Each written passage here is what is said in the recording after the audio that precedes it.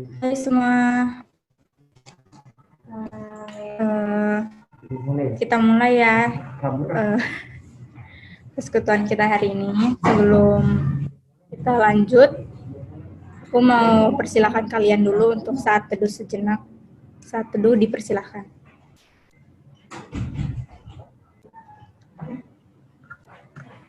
Mari kita bersatu dalam doa. Tuhan Yesus, terima kasih Engkau telah mengumpulkan kami di tempat ini, di persekutuan pemuda online kali ini. Kami mau belajar sama-sama untuk lebih mengerti apa yang akan nanti disampaikan oleh Kak Irving dengan tema toksik ya Tuhan. Kiranya buka mata, telinga, dan hati kami untuk dapat lebih paham, lebih mengerti, dan dapat kami terapkan dalam kehidupan kami sehari-hari. Berkati juga teman-teman kami yang belum bisa hadir saat ini, kiranya bisa bergabung di persekutuan selanjutnya Tuhan. Dalam nama Tuhan Yesus, haleluya, amin. Hai, apa kabar nih? Udah 2 minggu nggak ketemu. Kira-kira ada yang jadi pergumulan nggak buat kalian atau gimana gitu? Kak Yola, apa kabar Kak?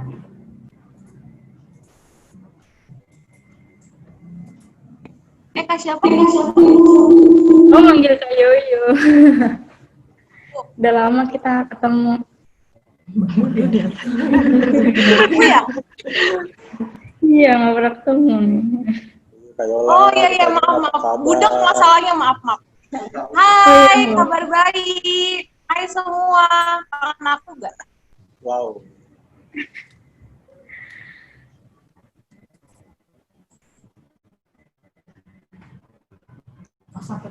Oke. Siapa yang baru? Hai Lena.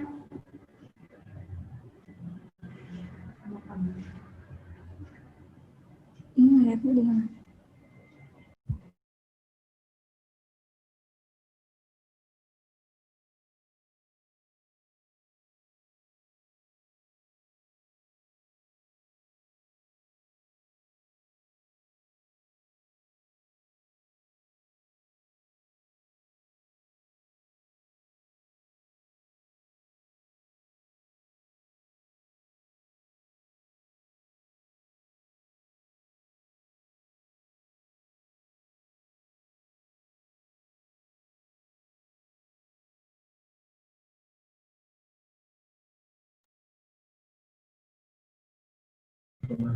Oke, ya udah sebelum kita masuk ke persekutuan selanjutnya, aku mau ngajakin kalian nyanyi lagu Allah Peduli.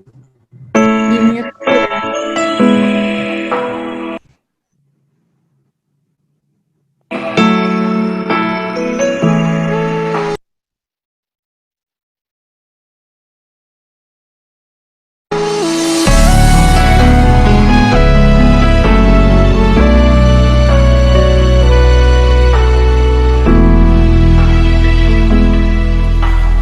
Banyak perkara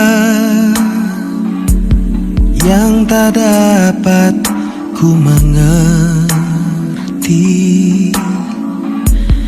Mengapakah harus terjadi di dalam kehidupan ini? Satu perkara yang ku simpan dalam hati, tiada satu pun yang terjadi tanpa Allah peduli.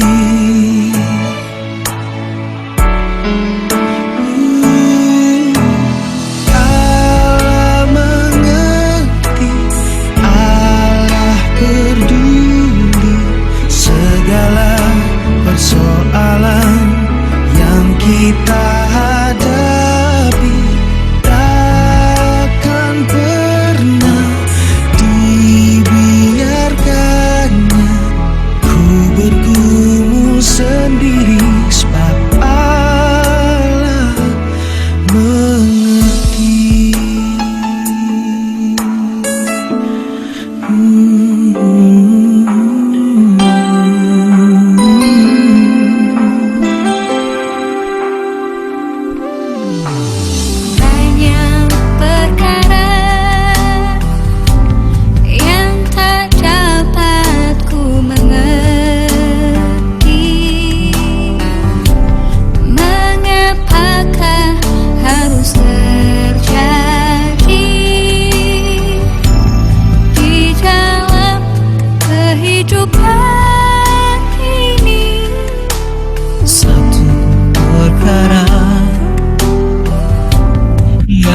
ku simpan dalam hati. Tiada satu pun kan terjadi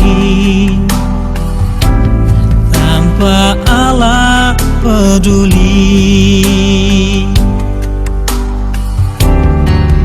Allah mengerti, Dia peduli segala persoalan. Kamu takkan ku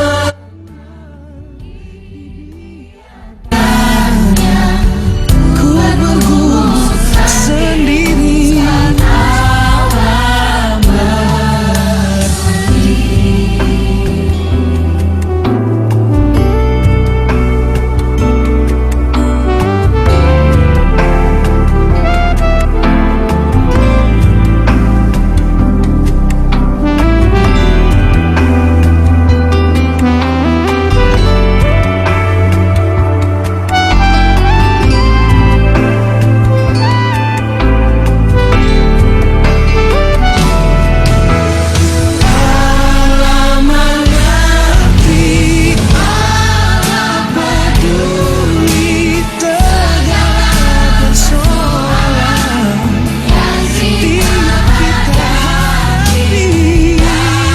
Takkan pernah dibiarkan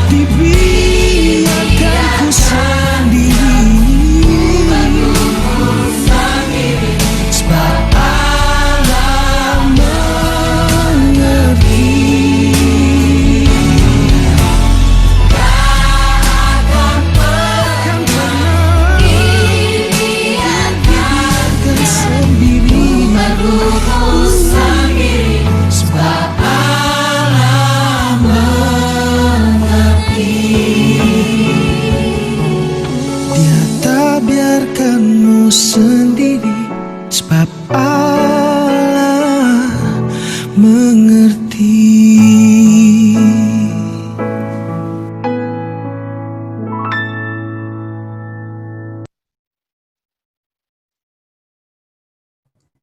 Oke, teman-teman, sebelumnya aku mau nanya nih, 2 minggu yang lalu ya, 2 minggu yang lalu kita juga ngomongin toxic. Kira-kira ada yang masih ingat nggak tema 2 minggu yang lalu tuh sebenarnya apa? Kita ngomongin apa?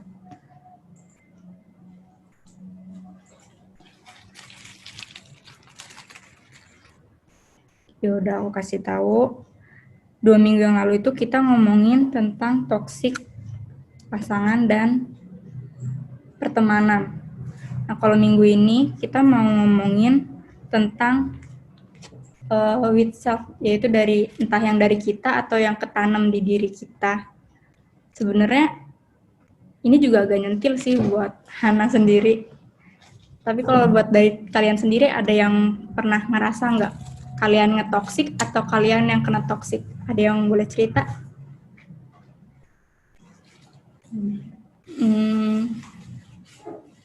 Kak Imel mau cerita mungkin?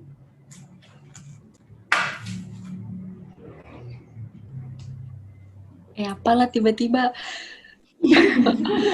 Sorry Kak. Baru aja dateng loh. Oh gitu ya, udah dari tadi kali ya? Tanya kabar aja. Paham saya, nggak paham. Oke, kalau Kak Imel gimana kabarnya? Ini Kabarnya mau gimana, nanya Kak? kabar tentang gimana ketoksikan dalam diri saya nih. Kabar Kak Imel dulu aja deh. Ayo, Kabar Kak Imel baik. sendiri baik. Bersyukur. Kalau dari toksik sendiri tadi Baik. Kak Imel pernah ngerasain atau dirasain gitu? Dirasain. Toksik itu apa sih? Nggak paham saya. Cyanida. Racun.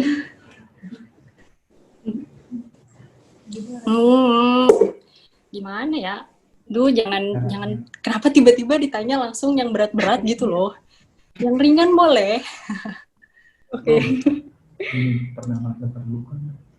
Kalau ngerasa terluka oleh seseorang mungkin pernah atau gimana nih? Nggak ada. Enggak. Ada yang mau cerita dulu? Kalau Kak Babing, hai Kak Babing.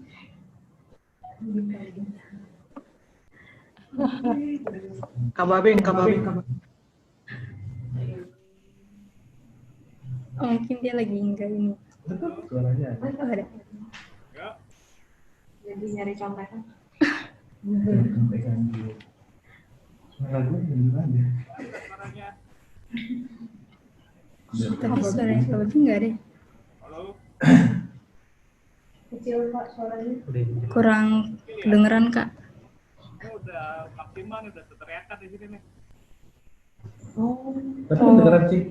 Kedengeran tapi pelan sekali. Ya udah pelan, enggak terlalu ini sih. Lembut suaranya. Kak Babing gimana kabarnya Kak? Baik, kabar baik. Sama di kantong aja kurang Iya, baik. iya. Apanya?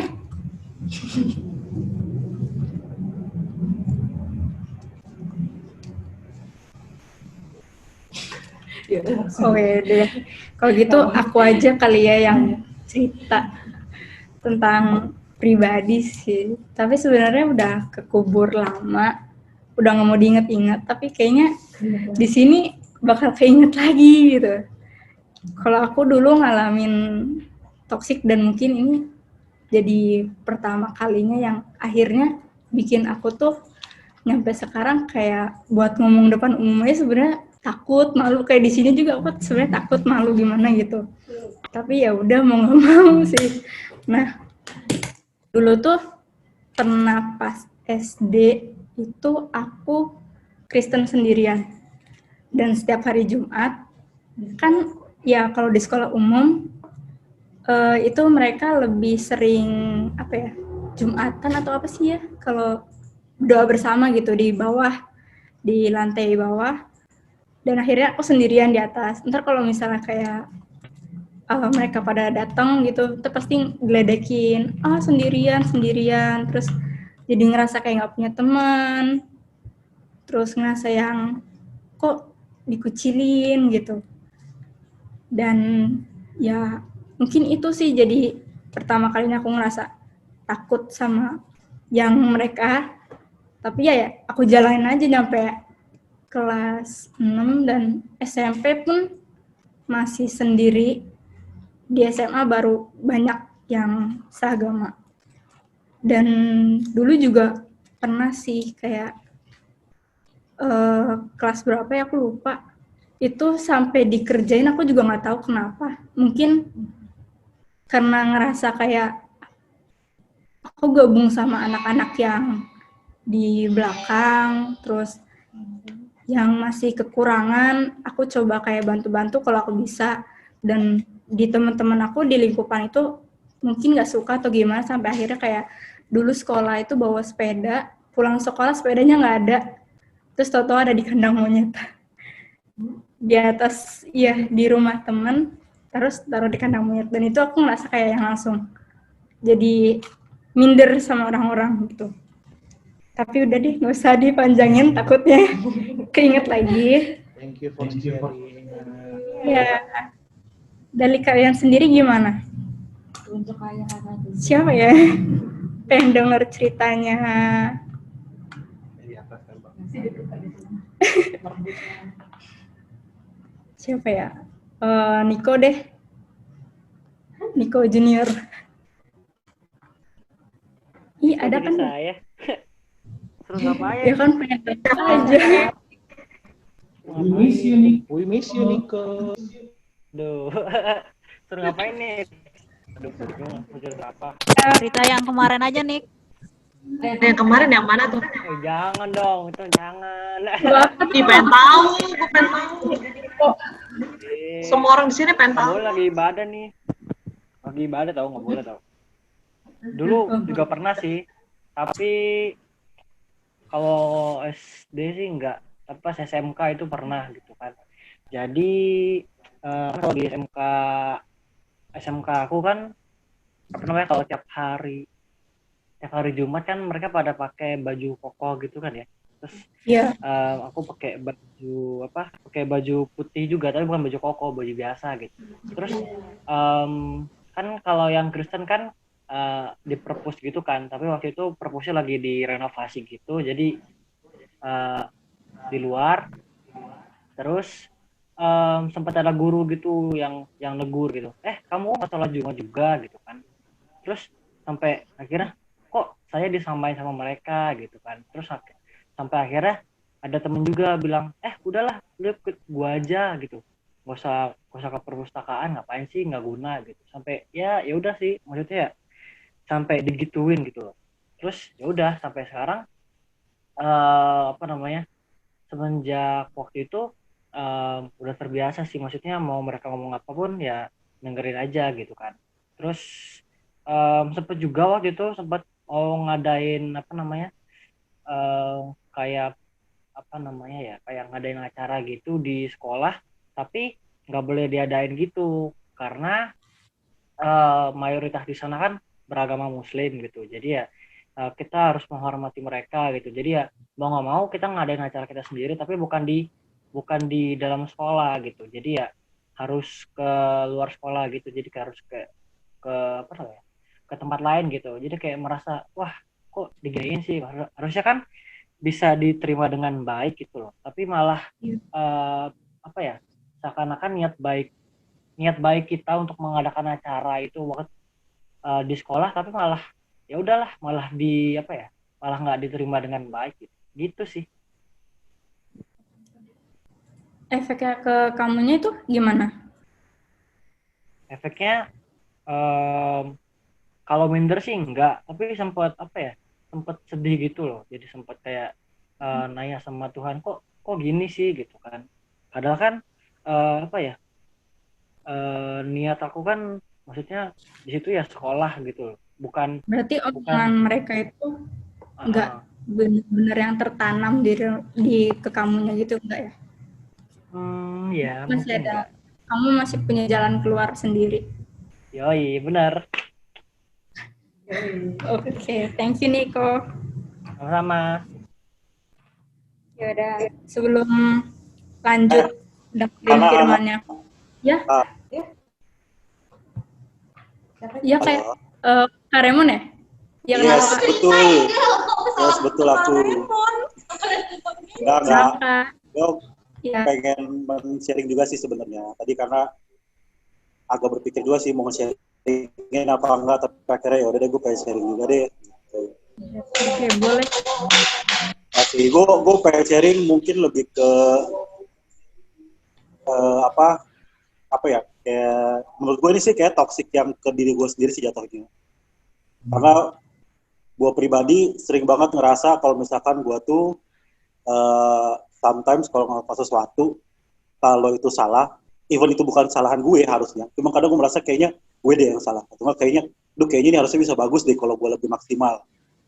Nah, itu tuh gue sebenarnya pengen nanya juga sih, sifat kayak gitu tuh bagus gak sih buat kita rasain atau buat kita punya gitu. Tapi dalam artian ini tuh nggak beberapa kali, tapi hampir sering setiap kali gue melakukan kerjaan atau sesuatu gitu, gue ngerasa kayak kalau misalnya even di dalam tim pun kalau misalkan hasil kerjaan kita kayak ini oke nih tapi kayaknya kurang ini, dan gue tuh langsung merasa kayak ini harusnya gue bisa nih, harusnya ini kalau gue bisa harusnya gue kalau lebih maksimal harus lebih bagus nih gitu. Dia gue lebih kayak self blaming gitu, kayak menyalahkan diri sendiri. Nah itu tuh kira-kira bagus gak ya sering punya kayak gitu, dan kira-kira cara nanggepinnya gimana tuh? Gue berharap sih semoga bisa dibantu nanti ya sama Kak Irving juga nih.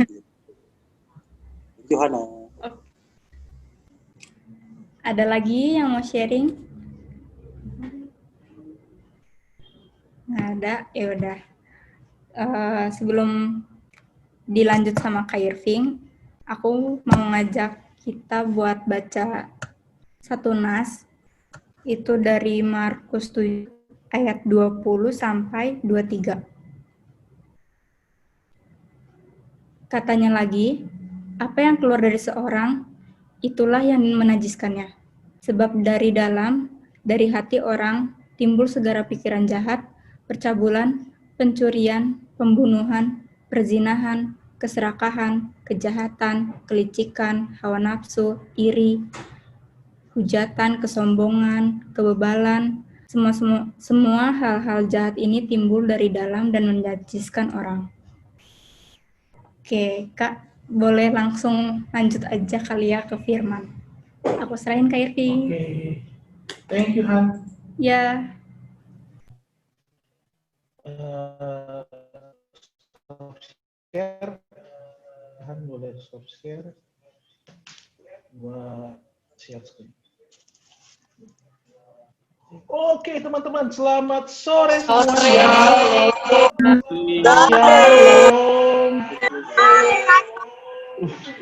Keluarga bahagia ya yang ramai itu ya. Keluarga bahagia.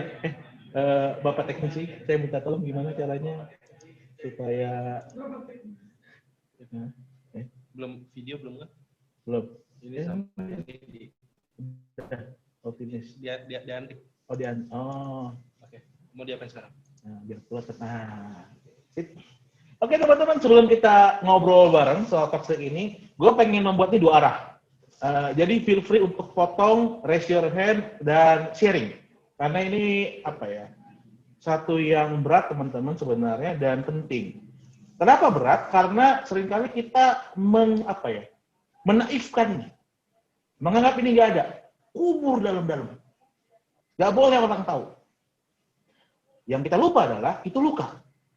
Luka dibiarin jadi borok. Borok, bau, ya menjalar kemana-mana. Itu mungkin simbol yang bisa gue pakai di awal. Nah, gue pengen bikin 2 arah, kita coba bisa sharing secara terbuka begitu kan, dan boleh nanti firman Tuhan boleh bisa menguatkan kita. Nah, sebelum kita mulai teman-teman, kita bersatu dalam doa dulu, mari kita berdoa. Allah yang makasih, kami bersyukur ya Tuhan untuk hari ini. Sebuah kesempatan yang indah ketika kami boleh berbagi hal yang esensial, tapi juga merupakan bagian gelap hidup kami. Yang makasih, kami mengimani Engkau-lah Tuhan kami yang penuh kasih dan memulihkan. Engkau menciptakan kami baik. Tapi seringkali kami terluka atas realitas yang dalam hidup ini. Terluka oleh orang tua kami, terluka oleh sahabat kami, terluka oleh pasangan kami. Dan hari ini kami membawa hati kami untuk Tuhan pulihkan. Tuhan pulihkan. Dan kami percaya akan pemulihan dan kasih Tuhan itu. Inilah doa kami secara khusus biar Roh Kudus-Mu yang memimpin tiap-tiap kami, Roh Kudus yang berkuasa dan memimpin, terkhusus sama di sini ya Allah yang kematakan firman Tuhan, urapi mulut dan bibir hamba. Inilah doa kami, dan bersama kami yang hidup, kami berdoa dan mengucap syukur. Amin. Nah teman-teman, aku ingin mengajak kalian melihat dulu salah satu bacaan dari Yesaya pasal 63. Yesaya pasal 63 ayat 7 sampai ke 9. Yesaya pasal 63 ayat 7 sampai dengan 9.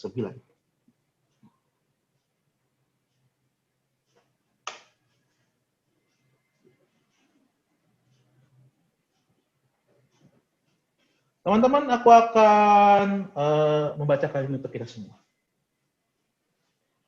Aku hendak menyebut-nyebut perbuatan kasih setia Tuhan, perbuatan Tuhan yang masyhur, sesuai dengan segala yang dilakukan Tuhan kepada kita, dan kebajikan yang besar kepada kaum Israel, yang dilakukannya kepada mereka sesuai dengan kasih sayangnya, dan sesuai dengan kasih setianya yang besar. Bukankah ia berfirman, sungguh mereka umatku, anak-anak yang tidak akan berlaku curang. Maka ia menjadi juru selamat mereka dalam segala kesesakan mereka. Bukan seorang duta atau utusan, melainkan ia sendirilah yang menyelamatkan mereka. Dialah yang menebus mereka dalam kasihnya dan belas kasihannya. Ia mengangkat dan menggendong mereka selama zaman dahulu kala. Demikianlah firman Tuhan bagi kita yang mendengar dan memeliharanya. Haleluya. Nah teman-teman, seperti yang tadi diungkapkan dalam ayat pembuka kita oleh Kak Hana, apa yang diungkapkan mulut itu berasal dari hati. Apa yang diungkapkan dari mulut itu berasal dari hati. Hati lo itu, yang tadi dikatakan dia ada iri, dengki, dan segala macamnya itu nanti yang lo persaksikan dan lo lakukan. Itulah mengapa menjadi sebuah urgensi kita harus ngomong soal toxic and self-image ini dan self diri kita ini. Karena kenapa? Jangan-jangan nih tanpa sadar kita ngomong pelayanan, tapi ambisinya untuk show off. Jangan-jangan kita ngomong pelayanan, tapi ambisinya mungkin untuk sikut kiri, sikut kanan. Jangan-jangan kita ikut pelayanan, tapi ambisinya untuk membuktikan kepada orang tua kita, gue mampu, gue juga bisa, emang lu aja. Nah, ini kita harus coba dalami lebih jauh sebagai anak Tuhan dan pelayan Tuhan. Dan itu mengapa menjadi sebuah urgensi ngomong soal toksik ini. Dan nanti aku akan coba berbagi bagaimana pengalaman-pengalaman yang teman-teman bagikan tanpa teman-teman sadar itu mendefinisikan kita. Tanpa teman-teman sadar itu membentuk kita jadi sekarang ini. Membentuk kita jadi sekarang ini. Nah, ngomong definisi dulu teman-teman. Yang tadi agak kebingungan kan. Ini sebenarnya istilah populer gitu kan. Istilah populer gitu kan. Tapi kemudian sebenarnya istilah populer ini apa sih dalam terminologi yang ilmiah mungkin ya. Mungkin terminologi psikologinya adalah kata luka batin, teman-teman. Luka batin. Jadi toxic relationship ini adalah hubungan yang membuat salah satu pihak mengalami luka secara fisik, intelektual, ataupun emosi. Untuk waktu yang lama atau waktu yang berdampak kepanjangan. Jadi sebuah relasi yang melukai, teman-teman. Kenapa relasi bisa melukai? Karena gini, relasi itu kan seharusnya egaliter. Sama rata sama rasa kan. Apalagi kalau lihat hukum kasih, sesama manusia seperti dirimu sendiri. Tapi yang terjadi adalah, ada beberapa relasi, ada beberapa pergaulan, yang akhirnya itu menjadi ada yang inferior, dan superior. Ada yang superior dan inferior. Ada pelaku, ada korban.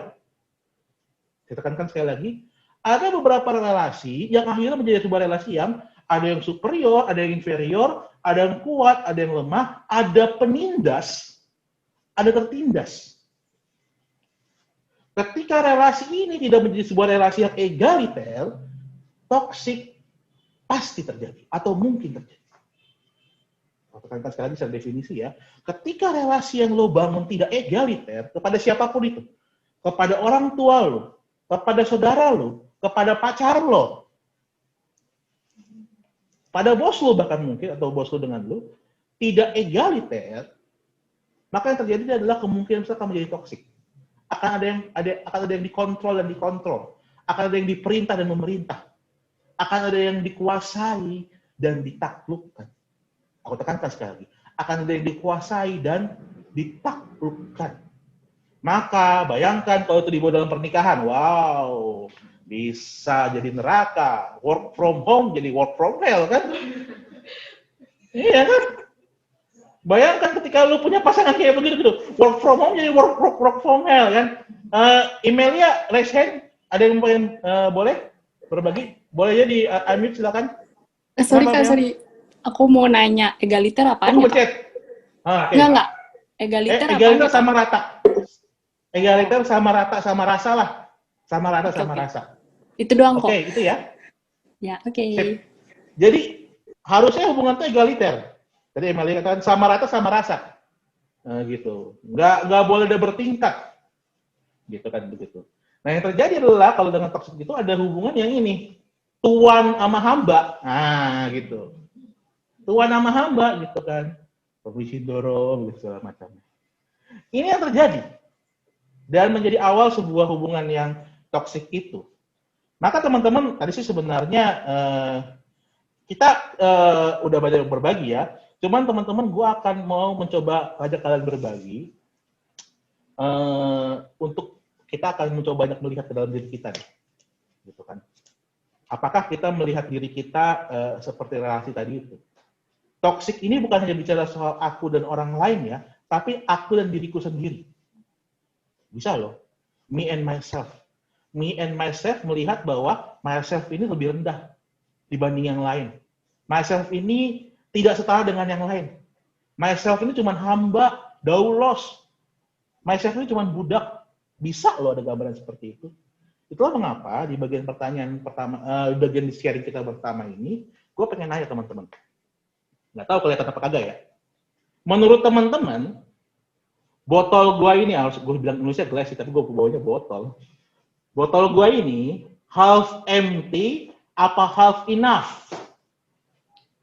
Half empty apa half enough menurut teman-teman? Atau half full? Mungkin lebih frase yang lebih half empty apa half full?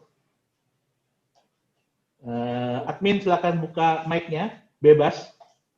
Jadi ini botol gua nih, gua deketin ya. Nah, kelihatan ya. Ini kira-kira nih half empty apa half full? Ini pas tengah-tengah ya ternyata ya. Ada yang ingin berbeda ya teman-teman? Kalau dilihat dari dekat nih, tolong Pak Admin, dekat tengah-tengah ya. Oke teman-teman, silakan. Moga-moga tidak. Kalau menurut gua itu tuh half enough Kak, karena kita harus posting. Half enough. Jangan why Raymond? Why? Kenapa? Om, jangan langsung di-silent, Om. Karena kalau kita nanaminnya half empty, berarti kita udah negatif duluan. Kita berharap itu habis. Tapi kalau kita nanaminnya half enough, berarti kita merasa itu cukup dan baru setengahnya lagi, pasti banyak enough ya lagi gitu. Oke. Mohon maaf kalau agak belibet ya. Ya, tapi kita semua kayaknya get the point. Apa yang Raymond katakan adalah bahwa kalau kita ngomong ini half empty, maka sebenarnya kita merasa kurang.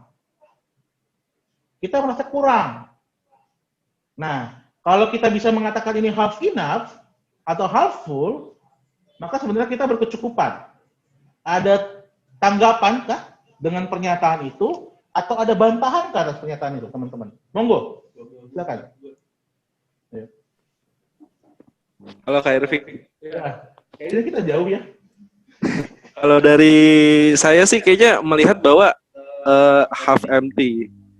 Kenapa? Karena masih ada dari diri kita yang bisa diisi dari luar gitu. Jadi selalu mengosongkan diri, bukan mengosongkan diri, tapi mengosongkan membagi space untuk sesuatu yang dari kita, yang dari luar gitu. Jadi nggak semuanya kita pentalin keluar. Kita harus mengisi, terus isi sih. Take and give. Take and give. Thank you. Jadi kosong. Memang kosong, tapi aku mau mengisinya. Aku mau memenuhkannya. Jadi tujuannya sama ya. Kalau Raymond tadi perspektifnya, aku sudah cukup. Tapi kalau Daniel mengatakan, aku mau memenuhkannya. Ada lagi teman-teman?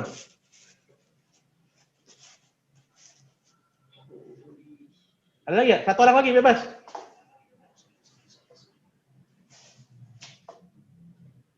Gak ada? Oke teman-teman. Jadi sebenarnya teman-teman, tidak ada yang salah dengan jawaban kalian dan tidak ada yang salah dengan jawaban kalian ya. Benar semua gitu maksudku. Itulah sebenarnya ini sebuah pertanyaan pertanyaan jebakan sih, maksudku menjebak lupa deh ya. Pertanyaan pancingan. Pancingan dalam melihat diri. Pancingan dalam melihat diri. Raymond berperspektif bahwa sudah cukup Tuhan. Artinya dia sudah merasakan kecukupan. Sementara Daniel tadi mengatakan, iya, gue masih kurang, tapi gue mau bergerak maju untuk bertumbuh. Dua-duanya positif, teman-teman. Dua-duanya positif. Dan memang kelihatannya tidak ada puji Tuhan, yang negatif tidak keluar. Tapi yang negatif biasanya begini, teman-teman. Ketika melihat dia sebagai half empty, dan akhirnya berkata demikian, emang gue kurang. Emang Tuhan tidak memberi gue secara cukup. Emang dasar Tuhan pelit sama gue. Mungkin, kalau pakai bahasa kasar. Itu berbahaya. Begitu kalau lo bilang ini half full atau half enough, dan mengatakan begini, udah penuh kok hidup gue, ini kan karena kuat kuasa gue. Itu teman-teman. Jadi sebenarnya ini bukan bicara soal penuh atau tidak, berhasil atau tidak, sudah sampai mana atau tidak, tapi ini bicara soal bagaimana lu melihat diri lu.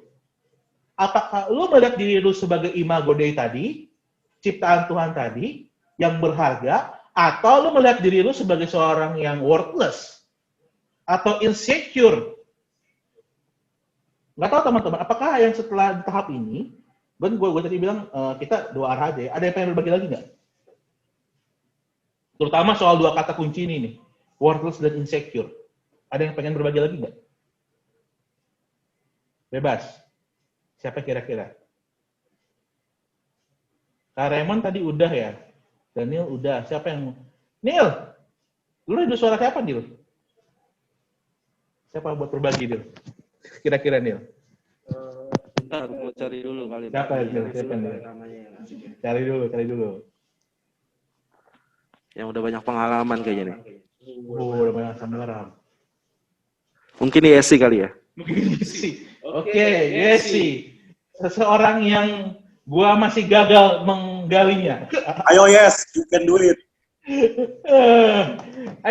Yes, feel free Yes, dan mari kita bawa komunitas ini menjadi komunitas yang trust others gitu ya. Jadi teman-teman, gue punya quotes gini. What in Vegas, stay in Vegas. What in Vegas, stay in Vegas. Apa yang terjadi di sini, tetaplah di sini. Oke, sepakat ya? Acungkan jempol kalian kalau mendengar.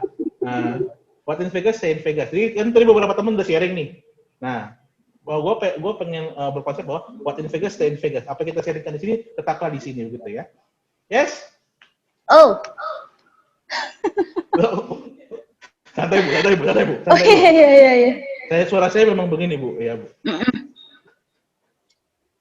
Apa ya? Tadi pertanyaannya tentang insecure, pengalaman ya, worthless. Iya. Gimana ya? Yang tentang diri sendiri ya ini ya? Ya boleh, pengennya sih diri sendiri Yes. Pengen kau mengenalmu lebih dalam. Jangan gitu dong, nanti. Iya. Oke. Maafkan. Bingung. Kamu tahu kayak itu banyak gimmick. Mohon maaf. Oh iya. Yes, guys, pernah nggak lo yang lo kenang ini atau gini deh, gua buka lebih general ya, Yes. Pengalaman pahit lo di masa lalu yang kayak Hana tadi ceritain, yang masih keinget sampai sekarang. Kalau Raymond kan tadi ceritanya sudah sampai tahap bahwa kok gue jadi merasa bersalah ya gitu kan, dia pengalamannya tidak ceritakan tapi dia ceritakan efeknya. Kalau tadi Hana kan menceritakan pengalamannya, nah tadi dia dan membagikan sedikit efeknya. Nah Yes, kalau bisa pengalaman lo apa, dan kalau boleh berbagi ada nggak efeknya buat lo pengalaman masa lalu itu? Oke, gue tutup ini ya, nggak apa-apa deh. Oke, ini gue cerita. Please percayalah bahwa gue sudah banyak menyelesaikan hal ini gitu ya. Gue sudah banyak berdamai dengan kejadian ini. Jadi gue tumbuh dari keluarga yang broken home. Kebetulan bokap gue memilih untuk pisah dengan nyokap, dan gue sama adik gue ikut nyokap gitu.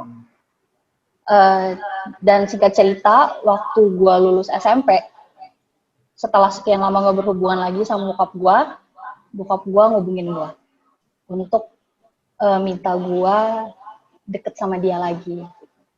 Dia pengen kenal gue karena kalau dalam kata keluarga Batak tuh cucu pangguaran tuh apa ya bahasa mudahnya ya.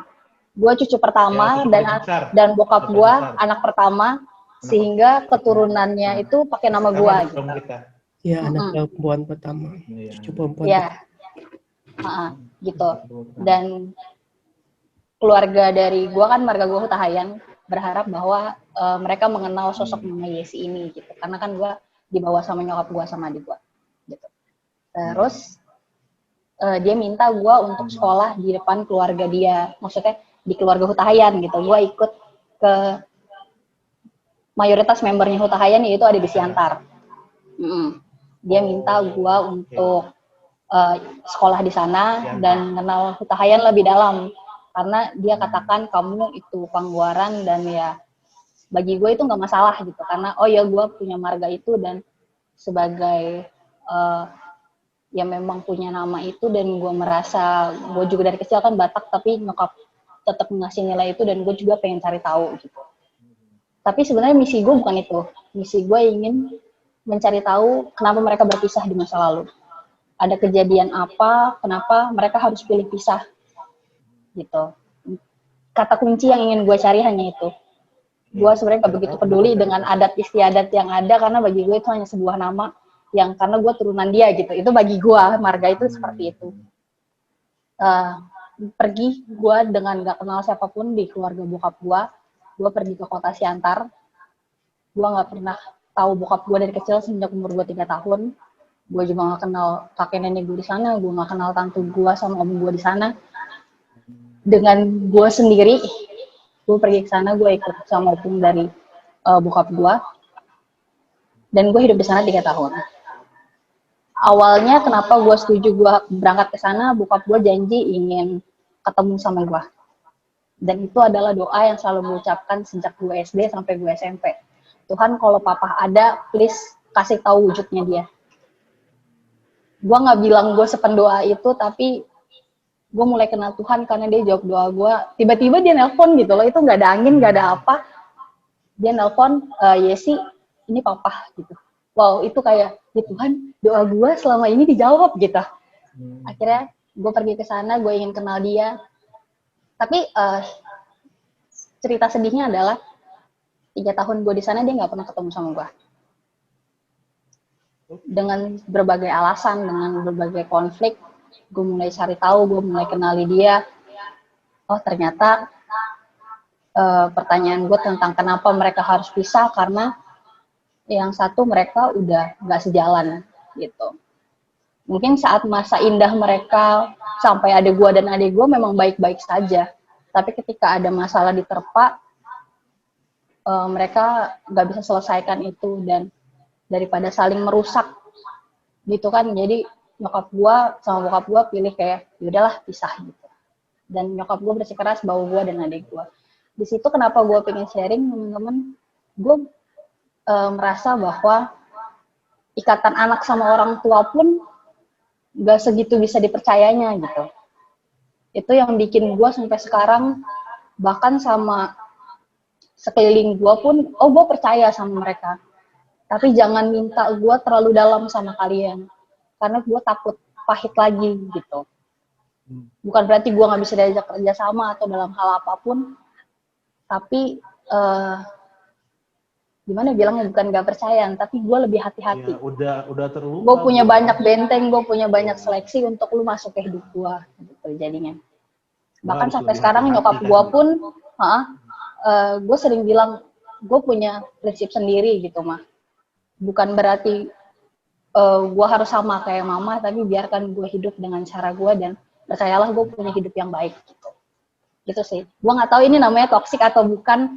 Tapi gue pun sadar gue punya boundary sendiri dalam kehidupan gue. Iya. Itu mempengaruhi hidupku jadi apa, Yes? Ketika ada peristiwa itu, menurut lu membuat lo jadi apa? Yang pertama, nggak mudah percaya dengan kata-kata orang. Gue nggak begitu suka sanjungan, nggak begitu suka hadiah gitu jadinya. Tapi bukan berarti gue nggak bisa percaya, tapi kayak gue perlu effort untuk menggali orang itu. Jadi kesannya kalau orang nggak kenal, gue nyecer gitu. Kayak mencari ke titik paling dalam. Mungkin kadang orang ngerasa direndahin, tapi gue nggak, gue pengen tahu gitu. Jatuhnya. Pengen tahu tulus nggak tuh orang? Gitu. Dan jatuhnya kalau gue dikhianatin, oh ya udah cukup ya. Gitu. Kita nggak bisa berelasi baik, cuman kita nggak berantem juga, nggak. Cuman gue mungkin nggak bisa kerja sama lo. Lu menjadi pribadi yang sulit percaya karena dulu pernah terluka, dan lu akan perlu menjadi pribadi yang sangat kritis.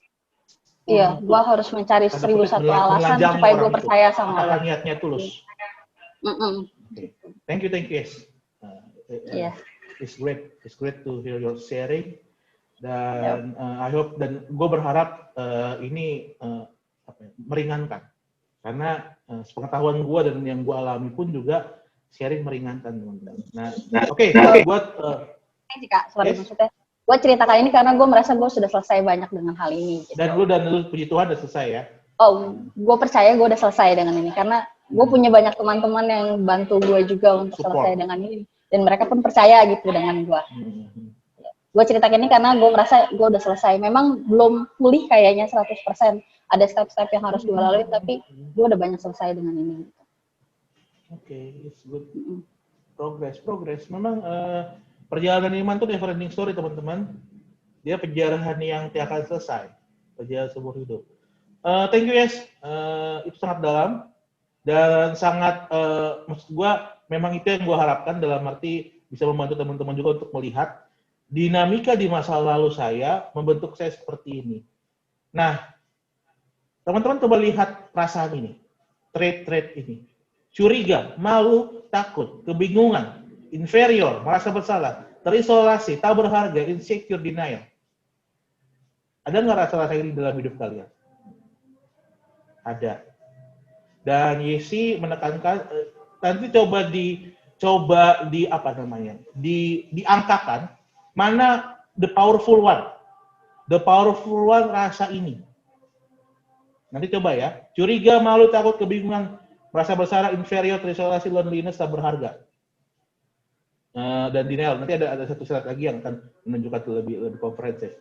Tapi tolong nanti mungkin teman-teman bisa petakan mana yang paling tinggi angkanya, mana yang paling, kalau Yesi tadi berbagi, gua tuh curigaan. Kalau Raymond berbagi, gua tuh merasa bersalah ya Raymond ya, inferior, suka merasa bersalah. Kalau gua juga mirip sama Raymond, gua tipe orang yang gampang merasa bersalah ke orang lain, dan gua menjadi tipe orang yang yes man. Jadi orang Ving bantu ini gue jabanin, Ving kesini gue jabanin gitu. Nah itu gue. Gue sering merasa bersalah. Nah, teman-teman coba lihat thread ini, nanti coba dipetakan mana yang paling tinggi angkanya. Kenapa teman-teman? Thread ini adalah sebuah teori yang diberikan oleh seorang psikolog bernama Erik Erikson. Sosialitas, orang-orang di sekitar kita membentuk kita. Orang-orang di sekitar kita membentuk kita. Kurasa kita bisa sepakati hal itu ya. Dan Erikson mengatakan begini teman-teman, hidup itu nano-nano. Manis, asam, asin, rame rasanya kan begitu. Dalam arti bahwa banyak rasanya, ada rasa pahit manis, duka suka, luka sembuh. Dan dari mana rasa-rasa itu muncul? Rasa-rasa itu muncul dan menjadi kepribadian nantinya dari relasi. Dari relasi manusia sebagai makhluk sosial itu. Kita pasti butuh orang lain ya kan? Apapun yang terjadi kita pasti butuh orang lain kan? Gitu. Nah disinilah Erikson mengatakan bagaimana sebenarnya support system adalah hal yang dibutuhkan.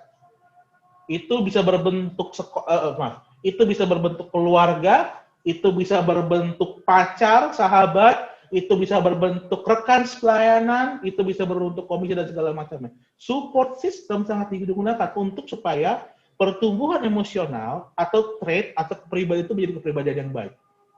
Bukan yang negatif tadi, yang aku katakan di awal atau di slide awal tadi. Jadi apa yang dialami seorang manusia dalam satu tahap hidupnya akan mempengaruhi keseluruhan hidupnya. Trust and mistrust itu fase pertama, biasanya terjadi di masa kecil. Pengalaman nyata dan berdasarkan teori juga, ketika kita punya orang tua yang broken home atau sering berantem waktu kita kecil, anak itu pasti akan gampang gak percaya sama orang. Hampir dipastikan. Karena itu hasil penelitian. Kalau kita punya orang tua yang broken home, terutama di masa-masa kita kecil, 0 sampai 5 tahun, anaknya akan sulit buat percaya orang. Karena dia tidak bisa merasakan kehangatan dan kepercayaan. Nggak bisa bersandar atau mempercayai seseorang. Atau mungkin bukan broken home. Kalau orang tuanya bukan orang tua yang care atau peduli, di umur 0 sampai 5 tahun, dia juga akan menjadi anak yang nggak gampang percaya. Karena dia tidak bisa merasakan sentuhan langsung dari orang tuanya secara teori. Jadi rasa percaya anak-anak itu pertama kali ditumbuhkan dalam relasi antara orang tua dan anak. Nah, ini fase-fasenya teman-teman. Kalau mau lebih jauh nanti googling atau kita bisa ngobrol bareng. Tapi di sini kita bisa melihat dalam setiap fase umur ini fase kepercayaan dasar dan kecurigaan dasar, fase anak bayi, anak-anak dan terus sampai usia lansia begitu kan. Kita bisa melihat di sini ada perasaan positif, ada kepribadian positif, ada kepribadian negatif. Kepribadian positif, kepribadian negatif. Jadi setiap relasi terjadi pada masa usia ini menentukan kepribadian kita. Kalau misalnya kerajinan versus inferioritas, kalau misalnya pada masa SD punya masalah dalam relasi, entah itu dengan teman SD-nya atau teman-teman atau dengan orang tuanya, biasanya akan punya masalah soal kerajinan dan inferioritas. Dia bisa menjadi anak yang inferior dan cenderung tidak rajin. Saya terbuka teman-teman, saya yang itu. Saya ini ya dibilang orang otaknya nyeleneh gitu kan, pinter bisa ngomong segala ini. Tapi saya bukan orang yang rajin. Saya moody banget. Jadi tunggu momen dulu baru gue bisa kerjain. Dan kadang-kadang gue mengerjakan sesuatu tuh pakai begadang sampai jam 6 pagi, jam 7 pagi. Karena nunggu moodinya. Karena masalah kerajinan. Wah, ya mengapa? Ternyata dalam pengalaman hidup saya, ada pengalaman begini teman-teman. Gue pernah merasa inferior ketika gue SD. Jadi gue SD itu di SD Pangudi Luhur teman-teman. Kalau lo tahu SD Pangudi Luhur itu salah satu SD termahal di Jakarta Selatan. Gue juga nggak tahu kenapa bokap gue masukin gue ke situ. Dan gue tahu memang bokap gue berjuang habis-habisan untuk masukin gue ke situ. SD termahal di Jakarta Selatan. Gue masih ingat ketika gue masuk SD, uang sekolahnya, uang pembangunannya 10 juta teman-teman. Bayangin lo masuk SD, uang pembangunannya 10 juta, gila. Gue pikir SD gue ada kolam renangnya tuh gitu. Nah, kemudian gue masih ingat pengumuman pertama gue masuk SD, diantar bokap gue punya mobil loh teman-teman. Bokap gue pegawai negeri, nyokap gue pegawai negeri, gue diantar bokap gue, mobil gue itu Daihatsu, warna merah, yang pintunya di samping itu. Masih bagus. Tapi kemudian ketika masuk ke lapangan sekolah, depan gue mobil Mercy, belakang gue mobil BMW teman-teman. Depan gue mobil Mercy, belakang gue mobil BMW. Paling murah di sana mobilnya Kijang Kapsul. Lo tahu sendiri Kijang Kapsul tahun segitu harganya berapa kan? Baru-baru keluar. Dan koplaknya teman-teman adalah begini. Gue tidak merasakan itu awalnya. Tapi yang terjadi adalah nyokap gue tanpa sadar mengucap, wah kayaknya nggak cocok Irving di sana ya, ngelihat dengan anak-anak itu begitu. Dan tertanam dalam telinga gue dan dalam hati gue, wah kayaknya gue kayaknya ini bukan lingkungan gue nih, kayaknya ini gue bukan tempat gue nih. Gue merasa bahwa, waduh, secara ranking gue di bawah terus gitu kan, secara ranking di bawah terus, secara pemasukan di bawah terus gitu kan, nggak ada baby sister, nggak ada uang jajan dan segala macam yang semahal mereka begitu. Wah, jadi inferior gue. Masih boleh ngomong anjay ya? Ngomong masih boleh lah ya. Nah, terbatas ya. Anjay. Inferior gue. Udah, down gue. Gue masih inget gue pernah bohong sama temen gue punya PS1, jam itu masih PS1. Gue bohong sama temen gue punya PS1. Ya karena gue nggak punya. Karena mereka hubungannya PS1 semua, gila. PS1 harga berapa dulu waktu itu zaman gue SD. Hal-hal seperti itu teman-teman. Nah ternyata itu tanpa sadar membentuk kepribadian gue sekarang. Gitu kan. Biarpun puji Tuhan gue udah selesai dengan itu, cuman gue agak sedikit bermasalah dengan kerajinan. Tapi tidak ke inferioritasnya. Inferioritasnya udah berhasil gue pulihkan. Jadi gue tuh tipe orang yang kalau kerja itu deadliner banget. Gitu kan. Bisa, dan malah kerjanya tuh harus nunggu deadline gitu. Baru idenya muncul. Nah itu dari gue teman-teman. Coba teman-teman lihat, screen capture boleh. Cek gue ada problem di mana. Nggak perlu di-sharingin, tapi kalau pengen sharing boleh. Nggak perlu di-sharingin, kalau pengen sharing boleh. Dan seperti yang gue kata tadi, what in Vegas, stay in Vegas. Dan yang kedua adalah berbagi meringankan. Next ya teman-teman. So, mengapa ada toxic? Seperti yang kita katakan tadi, dinamika sosialitas kita membentuk kita. Relasi kita membentuk kita. Luka-luka pengalaman buruk membentuk kita. Kegagalan menemukan support system. Nah, ini juga penting teman-teman. Kegagalan menemukan support system. Ya kan, lu tahu kan dari sinetron-sinetron dan fakta nyata bahwa seringkali kan ada orang larinya ke dugem, larinya ke party dan segala macamnya karena memang tidak menemukan support system untuk menolong dia yang terluka. Kita kan sekali lagi, ketika orang-orang banyak lari ke narkoba dan hal yang negatif, kenapa? Karena dia tidak bisa menemukan support system yang menolong dia ketika terluka. Maka teman-teman harus menemukan support system itu. Ketika teman-teman mulai menyadari aku terluka dan aku punya pengalaman negatif. Temukan teman-teman, serius temukan. Memang susah mencari orang kita percaya, tapi itu sebuah proses yang pasti Tuhan akan membantu kita. Dan contoh nyatanya adalah, tadi Kak Raymond juga cerita, kok gue sering self-blaming ya, blaming self ya. Itu the problemnya. Itu semacam ciri utamanya biasanya. Itu ciri utamanya. Mungkin sudah selesai, tapi mungkin juga belum selesai. Kadang-kadang kan blaming self juga ada momen di mana yang belum selesai kan. Sudah selesai. Ya paling karena memang gue salah gitu kan, akhirnya gue merasa bersalah, blaming self. Itu sudah selesai. Tapi ada momen-momen blaming self di mana yang memang karena luka gue, karena pengalaman masa lalu gue. Itu yang perlu dicari.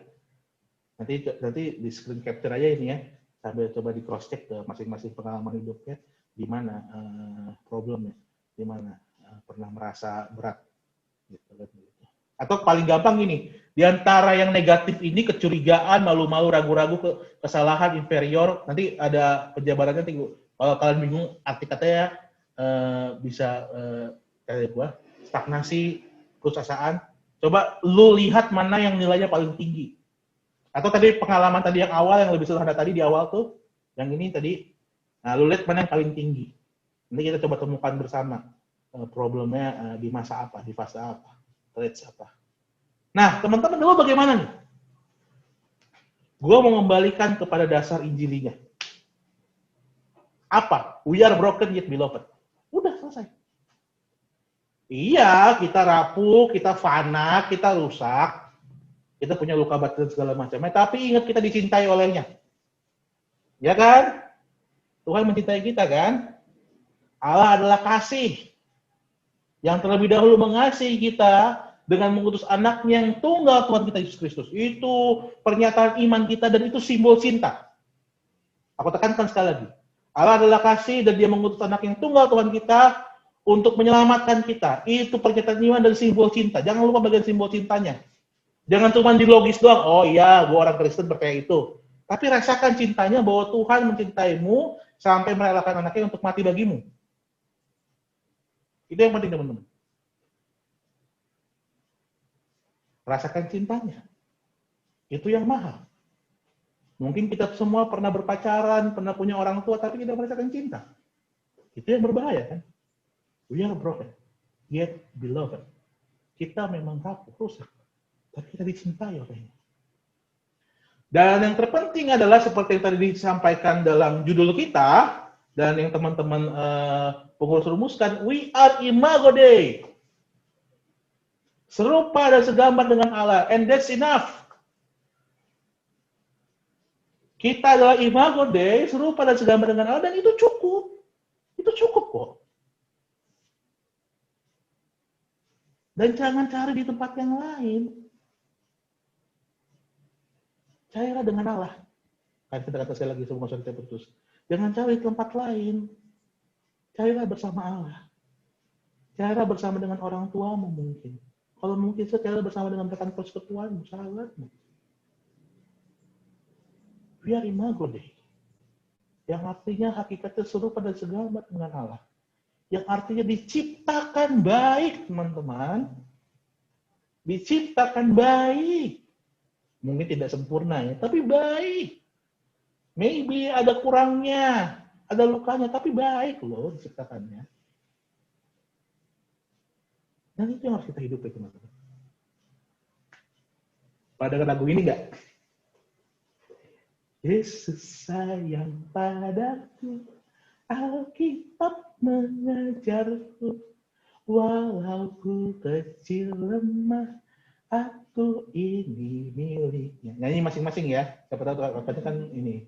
Yesus Tuhanku sayang padaku. Itu firman-Nya di dalam Alkitab. Sekali lagi. Yesus sayang padaku. Alkitab mengajarku. Walau ku kecil lemah, aku ini miliknya. Yesus Tuhanku sayang padaku. Itu firman-Nya di dalam Alkitab. Di dalam Alkitab dia katakan dia sayang kepada kita. Teman-teman kalau ditanya itu lagu favorit gua, moga-moga jadi lagu favorit gua pada juga. Kenapa itu jadi lagu favorit gue, teman-teman? Ada ceritanya dan mungkin satu bagian yang membuat gue pulih kelihatannya. Mungkin adalah bagian membuat gue pulih. Karena ini masa gue kuliah sih. Jadi Alkisah, bener-bener, gue diminta sama LPPS, lembaga pelatihan GKI di Jogja, untuk kasih jambore anak se-Jawa Tengah di Salib Putih. Kalau teman-teman tahu itu daerah Salatiga. Nah, di Salib Putih tuh, di GKJ. Nah, tim yang dari fakultas, tim gue sih nebeng Fakultas Psikologi UKSW sih. Jadi kebetulan mentor gue, Prita Wisnu, merekrut kami untuk mendampingi tim psikologi UKSW. Tim gue diminta untuk mempertanggungjawabkan atau mimpin permainan jerit malam. Mainnya jerit malam, teman-teman. Untuk anak SD, kelas besar. 456 SD. Gue bilang sama anak-anak, "Woi, kita mau main jerit malam nih, teman-teman, adik-adik." Mereka bahagia kan, "Wah, berburu hantu dan segala macam." Kan? Oke, mainlah mereka. Main mulai jam berapa ya? Jam 9-an kali. Beres jam 11. Jam 11 kami bikin rutenya, kemudian anak-anak kumpul. Terus mereka ngomong begini, "Ya, nggak seru, nggak asik, nggak takut." Ya emang ya, anak sekarang hebat ya. Mereka nggak takut, teman-teman. Mereka nggak takut. Tapi kami yang ketakutan. Kami ketakutan setengah mati. Kenapa? Karena satu anak hilang. Di tengah hutan. Kami ketakutan setengah mati. Waduh. Pendeta Wisnu bilang, "Tenang, kawan-kawan, tenang. Kita cari, ya kan? Kami anak teologi penanggung jawab game, udah ketar-ketir ya, aduh. Dituntut sama orang tua, ntar kami ini maju meja hijau, kan gitu. Kami cari keliling itu. Terus teman-teman sambil kami cari, malam-malam itu jam 11 malam, sebenarnya nggak ketemu hutan juga sih. Kalau teman-teman tahu Salib Putih itu ya hutannya kecil doang. Kan habis itu pinggir jalan. Mencari keliling gitu kan. Tiba-tiba sayup-sayup mendengar lagu ini, teman-teman. Dalam bahasa Inggris. Yes, Jesus love me. Yes, Jesus love me. Yes, Jesus. Wah ini anaknya nih. Kejar. Cari tuh suara. Kami kejar tuh suara tuh. Kejar dan puji Tuhan ketemu, teman-teman. Waduh, lega. Puji Tuhan ketemu. Kami bawa anaknya. Kami bawa pulang. Ya kan, kasih makan. Begitu kan. Kami marah-marahin lah. Wah, kenapa lu hilang kan begitu. Kami marah-marahin. Kemudian kami tanya, "Kenapa kamu hilang?" Ya dicerita. Terus ada seorang teman nanya gini, "Kok kamu pinter sih nyanyi lagu gereja? Kok kamu pinter sih nyanyi lagu gereja tadi gitu?" Terus dia ngomong begini, "Aku takut, Kak. Takut mau mati. Tapi aku mau belajar percaya. Aku takut, Kak. Takut mau mati. Tapi aku mau belajar percaya." Saat itulah anak kelas 5 SD mengajari kami mahasiswa teologi apa makna beriman. Ya? Saat itulah anak kelas 5 SD mengajarkan kepada kami apa makna beriman. Apa makna beriman? Belajar percaya. Ya kan? Belajar menyandarkan diri kepada Tuhan. Kata iman dalam bahasa Ibrani, emin atau aman. Jadi orang yang beriman merasakan keamanan. Biarpun kadang-kadang bertolak-belakang, teman-teman, paradoks. Terkadang kekuatan iman itu kan muncul di tengah kegelapan terbesar, kan? Atau toksik terberat, atau relasi terburuk. Karena iman adalah proses. Dan pemulihan pun juga adalah proses. Kau tekankan sekali lagi, pemulihan adalah proses, sedangkan iman adalah proses. Proses untuk semakin mengenal dan mendekat kepada Allah. Proses semakin mengenal dan mendekat kepada Allah. Faith is a never-ending journey. Faith is a never-ending journey. Mengenal dan melekat pada Allah. Itulah kenapa teman-teman tadi gue mengajak teman-teman melihat Yesaya 63.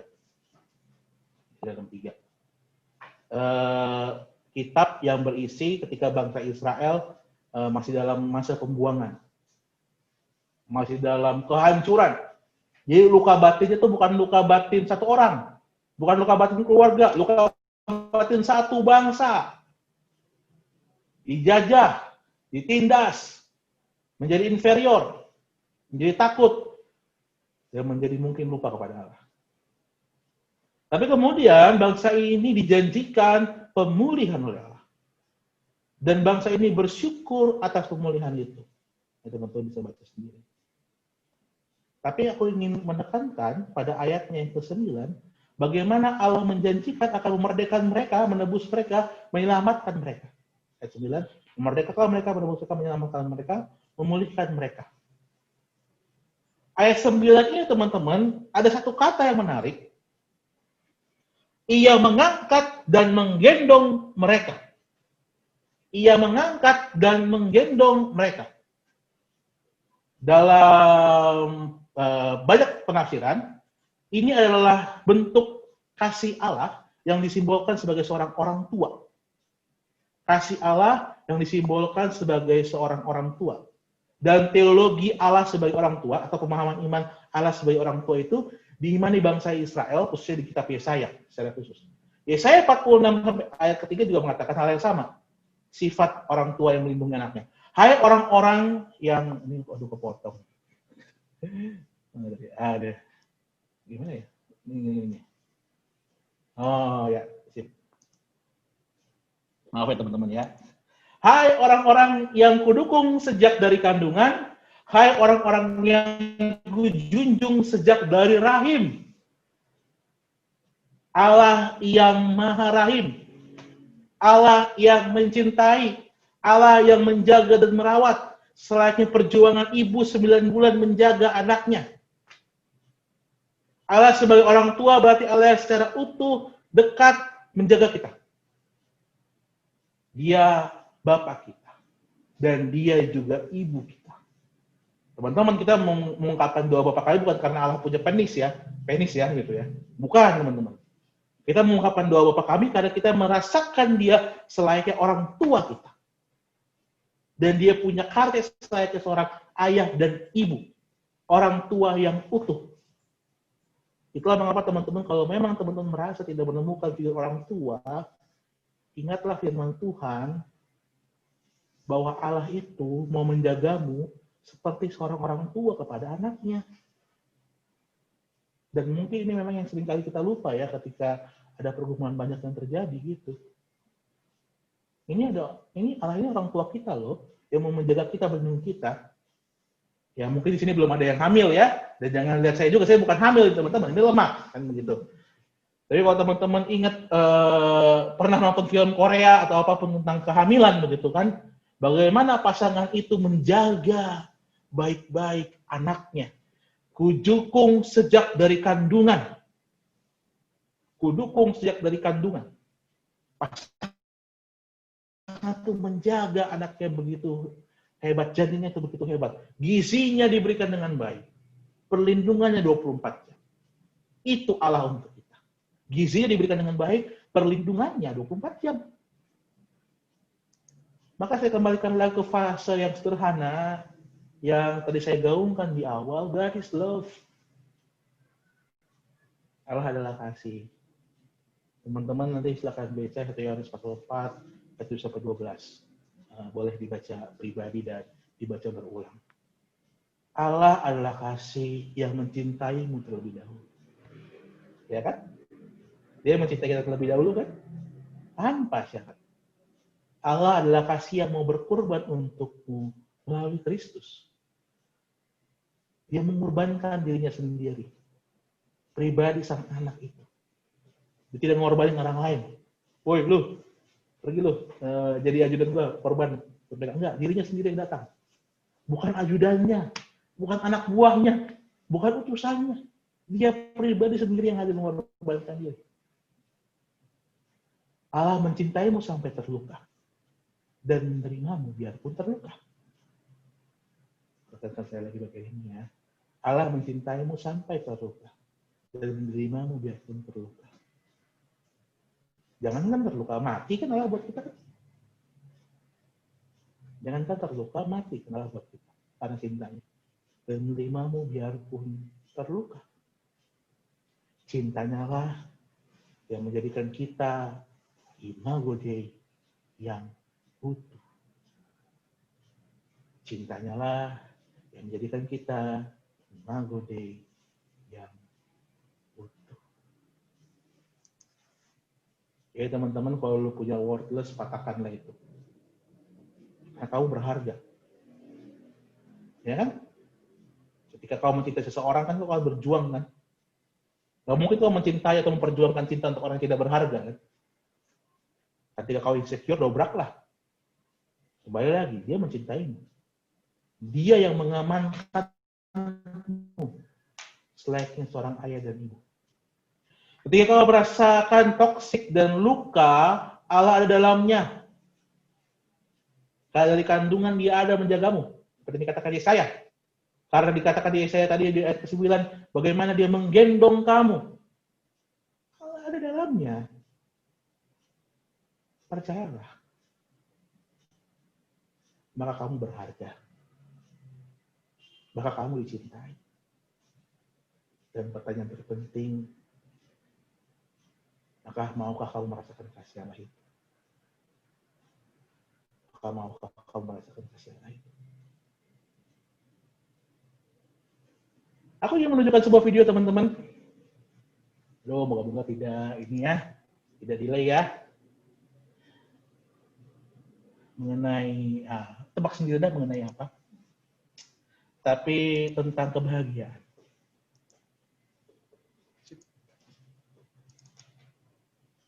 Semoga tidak putus-putus. Let me tell you a little bit about what's going on. Okay. These surveys that we gave you, they're designed to measure basically how happy you are. You scored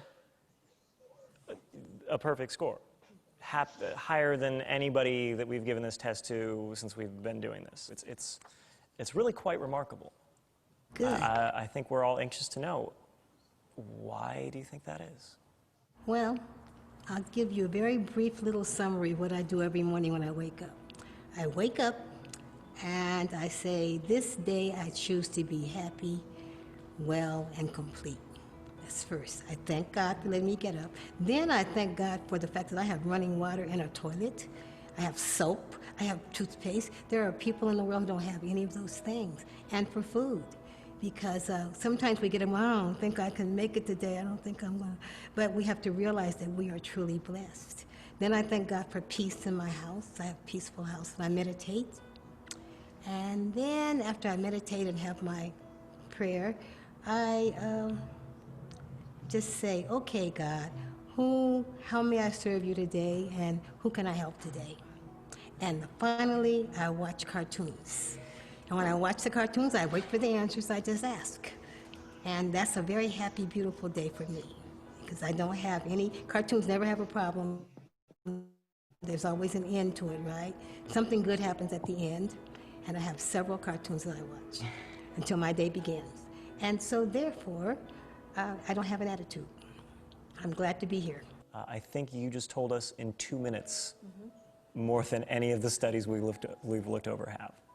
So I'd really like to thank you for coming in today and just generally doing fantastic work for helping out the children that you do and for having a fantastic attitude.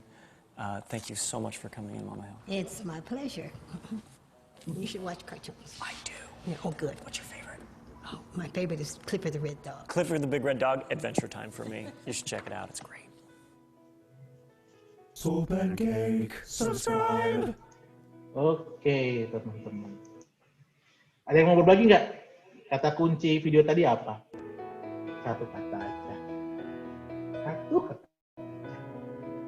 Ayo berbagi. Monggo, silahkan. Stop starting aja deh, biar bisa lihat wajah kalian. Silahkan. Moga-moga kelihatan ya. Kelihatan nggak teman-teman sih? Bisa teksnya juga kebaca kan? Kelihatan. Satu kata aja. Apa? Siapa itu? Marwin Antonius. Intinya itu selalu bersyukur. Bersyukur. Iya, hal sekecil apapun. Hal sekecil apapun. Iya. Bersyukur Marwin ya. Iya, betul. Gratitude. Iya. Grace and gratitude. Anugerah dan syukur. Ini saya matikan dulu.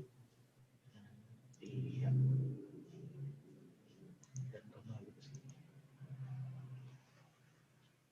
Love and gratitude, grace and gratitude, dicintai dan bersyukur. Background dari video itu teman-teman adalah Soul Pancake. Soul Pancake adalah sebuah lembaga nirlaba yang melakukan penelitian psikologis kepada banyak orang.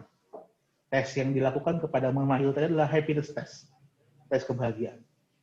Dan anehnya dan menarik, si Julian tadi mengatakan, si pendiri tadi mengatakan, ini orang dapat skor 100 sempurna. Kok bisa? Ini kan ditanya, kan dia ngomong tadi gitu kan, kok bisa lu dapat 100 sempurna? Nek, kan kesana kalau gue jadi dia ya. Dan kalau teman-teman lihat nanti di YouTube itu ada beberapa video tentang happiness. Nanti teman-teman akan lihat background dari Mama Hill ini. Dia pensiunan guru agama Kristen, suaminya udah tidak ada, usianya sudah 82 tahun.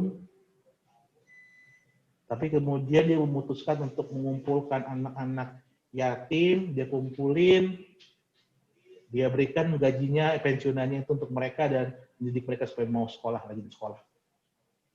Dan dia menjadi pribadi yang paling berbahagia di tengah penyakit stroke yang 2 kali menyerang dia dan usia yang renta dan kesendiriannya. Dia pasti punya banyak luka. Tapi dia menjadi pribadi yang paling berbahagia. Karena kenapa? Karena dia berfokus pada anugerahnya dan menyadari anugerahnya. Karena dia berfokus pada anugerahnya dan menyadari anugerahnya. Tetapi jawab Tuhan kepada Paulus, cukuplah kasih karuniaku bagimu, sebab justru dalam kelemahanlah kuasaku menjadi sempurna. Sebab itu terlebih suka aku bermegah atas kelemahanku, supaya Kristus menaungi aku. Dalam kelemahan, Paulus memuji Tuhan karena anugerahnya tetap tinggal dan diam bersama. Anugerah itu tidak akan pergi, anugerah itu akan diam, memampukan kita ketika kita mau percaya pada namanya. Itu dari saya teman-teman. Amin.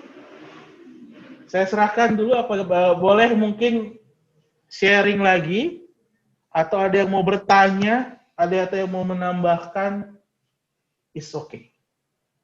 Jadi ingat ada film, it's okay not to be okay. Nah, di Netflix. Kak Jerry mau. Gue mau nanya dong. Ada yang ingin berbagi teman-teman? Gue. Ya teman. Iya. Ya. Sebenarnya sih nggak mau apa ya, sharing juga iya, cuma ada yang mau gue tanyain sama ada beberapa yang mau gue coba utarakan pemikiran-pemikiran gue. Karena sebenarnya gue udah lama banget nggak ikut pemuda. Kayaknya udah 2 tahun kayaknya. Karena gue mau malas banget ikut pemuda sebenarnya dulu. Cuma ini tiba-tiba si Raymond japri gue dan gue tertarik dengan judulnya. Akhirnya gue mau ikut dan gue mau dengerin. Tadi itu ada beberapa yang gue catat ya. Yang pertama itu jujur gue bersyukur banget karena beberapa dari kalian udah ada banyak yang sharing, terutama si Raymond, Yesi, dan gue dapat insight bagus banget. Terus sama ini sih, gue mau nanya, tadi kan sempat dibilang ya, apa yang dari mulut itu berasal dari hati. Itu yang pertama. Terus yang kedua tentang ayat Markus 7, dari 20 sampai 23, sebenarnya yang mau gue tanyakan adalah, gue masih belum nemu korelasi antara perikop Markus 7 ini dengan topik yang kita bahas, itu yang pertama. Tapi kalau untuk Yesaya, itu jujur gue nemu. Gitu. Untuk Markus, gue sama sekali nggak nemu, karena di situ konteksnya adalah, pada saat itu Yesus nyentil orang Farisi, yang memang sebegitu munafiknya untuk tetap menjalankan adat istiadat Yahudi tanpa tahu esensinya apa. Itu yang gue tangkap. Cuma itu yang mau gue tanyakan kepada Bang Irvin, seperti itu. Itu yang pertama. Terus yang kedua, untuk gue mau beri tanggapan sih untuk Raymond. Menurut kan tadi bilang ya masalah blaming self blaming ya. Mana tadi? Halo, Mon. Iya Kak, betul. Ini kita discuss ya. Cuma gue kayak mau coba ngasih masukan ke lu. Sebenarnya ini yang gue tangkap adalah lebih ke kerjaan sih ya. Kalau gue tangkap ya. Cuma kalau menurut gue self blaming itu bagus pada saat lu nggak puas dengan kerjaan lu. Akan menjadi toksik kalau misalnya lu dapat sesuatu ilmu tapi lu nggak bagi ke teman lu. Itu aja sih. Itu yang menurut gue. Jadi sebenarnya self blaming itu bagus karena lu nggak puas sama diri lu. Jadi lu mau belajar. Jadi itu menurut gue bagus. Dan akan menjadi toksik kalau misalnya lu nggak mau berbagi ke sebelah lu, walaupun sebelah lu tahu dia nyikut lu. Kayak gitu. Terus apa lagi ya?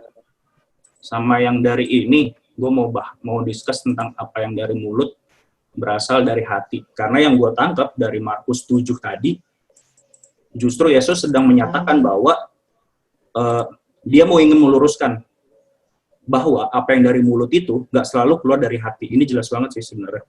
Apa yang keluar dari seseorang itulah yang menajiskan. Sebab dari dalam hati orang timbul segala pikiran jahat, percabulan, pencurian, pembunuhan, perzinahan, keserakahan, kejahatan, kelicikan, hawa nafsu, iri hati, sampai semua hal jahat ini timbul dalam dan menajiskan orang.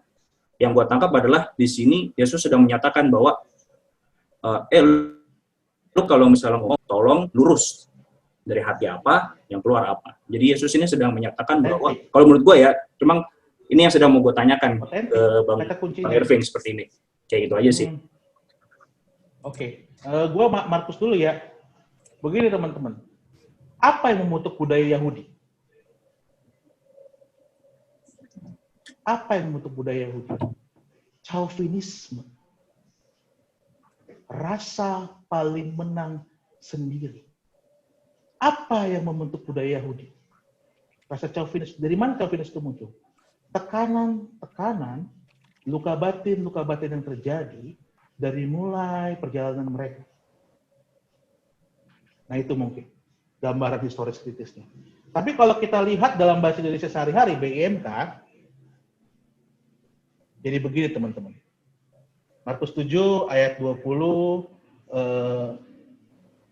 ayat 7, 20 sampai 23. Yesus berkata lagi, yang keluar dari orang itulah yang mengotorkan dia. Yang keluar dari orang itulah yang mengotorkan dia, sebab dari dalam, yaitu dari dalam hati, timbullah pikiran-pikiran yang jahat, menyebabkan orang berbuat cabul, mencuri, membunuh, berzina, menipu, memfitnah, serta melakukan segala sesuatu yang jahat, menjadi serakah, tidak sopan, iri hati, sombong, dan susah diajar. Ayat 23, semua yang jahat itu timbul dari dalam, dan itulah yang menjadikan orang najis. Jadi sebenarnya dinamikanya gini teman-teman. Injil Matius itu kan, Injil Markus ini kan Injil tertua. Konteksnya ini jadi general umum. Bisa ke Yahudi, bisa non-Yahudi, Matius Yahudi, Lukas non-Yahudi, Yohanes, di luar sinoptik, teologis kan. Tapi yang menjadi masalah adalah budaya Yahudi sangat menekankan tradisi. Ngomongin haram dan halal dan segala macam. Ini sebenarnya ayat yang paling senang gue pakai kalau ngomong orang Batak. Karena seringkali kan orang, oh nggak boleh makan darah, nggak boleh makan ini. Orang Batak paling senang pakai ayat ini. Karena bukan budaya itu yang mau dibawa, tapi dalam hatinya isinya apa. Itulah mengapa BIMK memberikan tampilan yang lebih baru, di ayat 23, semua jatuh timbul dari dalam, dari itu yang menjadikan orang najis. Karena memang budaya kultur ini yang mau Yesus kritisi. Lu jangan mempertahankan budaya, dan akhirnya tidak menemukan kasih, dan tidak menemukan value tentang Allah. Gua bongkar ke Matius 5 mengatakan tidak ada satu iota pun yang akan hancur dari hukum Yahudi, tapi aku datang untuk menggenapinya. Itulah mengapa di Markus 7 dikatakan hal penggenapan itu seperti itu. Apa isi hati lu mencerminkan tindakan. Bisakah lu menjadi pribadi yang otentik? Nah itu mungkin yang mau gue bagi ya. Tapi memang ini ayat pengantar teman-teman yang kami diskusikan dengan rekan-rekan pemuda. Tapi itu yang membuat Budaya apa yang membentuk budaya Yahudi? Chauvinisme religiositas. Dari mana Chauvinisme itu muncul? Oh, itu bicara soal dinamika yang terjadi, jatuh turunnya, lukanya, perangnya, dan pengharapan memang. Dan akhirnya itulah mengapa ada perbedaan konsep mesianik kan, khotbah minggu kemarin kan. Konsep mesianik adalah Yesus, Mesias iman, tapi orang Yahudi maunya Yesus jadi raja seperti Daud. Nah, itulah nanti mungkin historis kritisnya, tapi jangan lari ke situ. Kebiasaan gue nih kalau digiring gitu. Tapi kembali ke dalam soal toxic, memang nuansa Yesaya yang memang gue bawa, menggendong. Jangan kata menggendong tadi. Dan itu memang Walter Brueggemann mengatakan ini adalah teologi kerahiman yang sudah muncul dari perjanjian lama, yang menjadi dasar teologi dalam beberapa hal di perjanjian baru, termasuk penyebutan Bapa. Nah, mungkin itu kira-kira Kak. Ada lagi Kak? Apakah Wani apa mau yang lain lagi? Silakan. Boleh? Boleh aku lead diskusinya. Aku pengen berbagi soal Erik Erikson tadi. Kira-kira mana poin yang tinggi? Gitu. Gua harap ya nggak perlu diungkapkan nggak apa-apa. Tapi gua harap lu pada bisa melakukan evaluasi diri. Mana yang harus gua perlengkapi gitu. Gitu mungkin. Gimana? Tahana atau siapa? Kira-kira ada yang mau berbagi lagi teman-teman?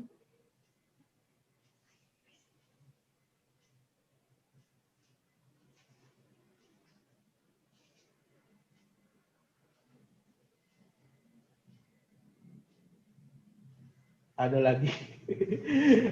Apa kita mau tembak-tembak? Jangan ya. Jadi pada takut nanya bagaimana nih? Takut enggak. Apa mau bentar.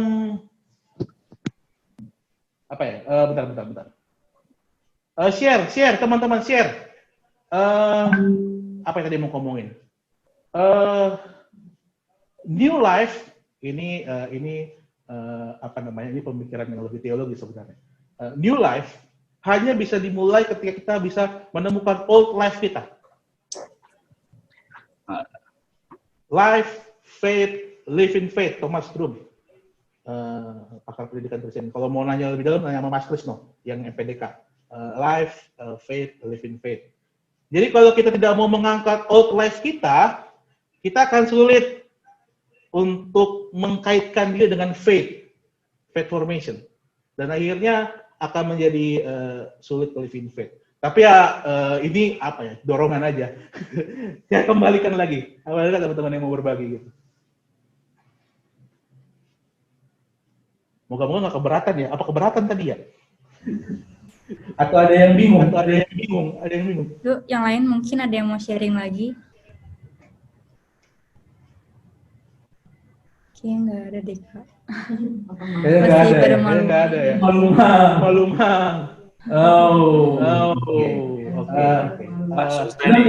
Bener nih, nggak ada nih.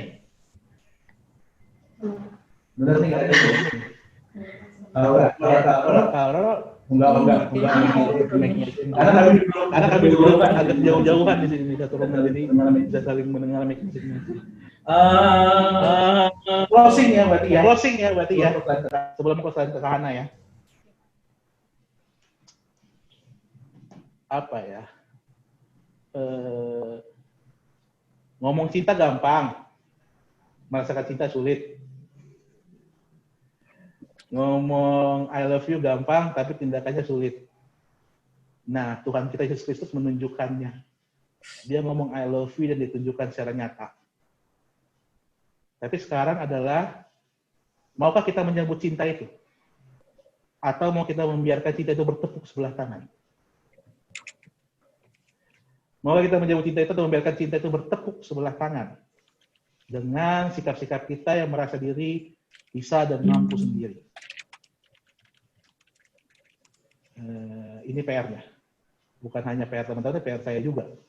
Karena saya juga pernah punya momen di mana ya gue bisa kok.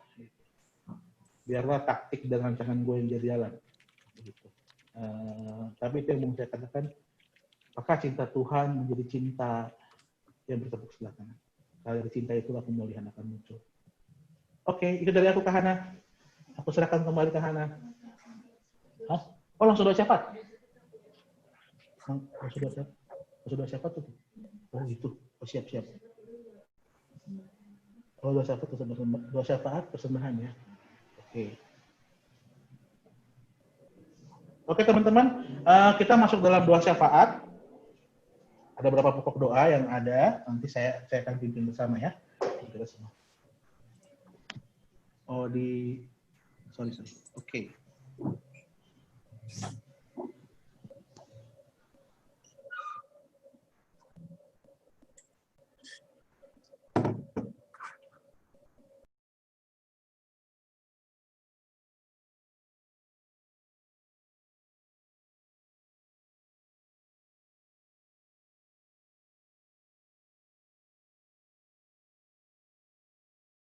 Teman-teman, mari kita bersatu dalam doa. Mari kita berdoa. Allah yang Maha Kasih, inilah kami, ya Tuhan, anak-anak-Mu. Ia menyatukan hati untuk dipandu dan dipimpin oleh-Mu. Seringkali ya Bapa, kami merasa tidak layak dicintai. Sering kami ya Bapa, kami merasa bahwa kami sudah rusak dan kalah dengan segala racun-racun toksik atau lingkungan yang menyudutkan dan menjatuhkan kami. Ajar kami melihat kembali dan percaya bahwa kuasa kasih Tuhan Allah yang memimpin dan memampukan kami. Allah yang makasih pimpin kami. Mampukan kami, kuatkan kami.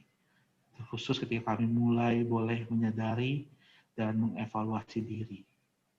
Apa mungkin yang perlu kami pulihkan?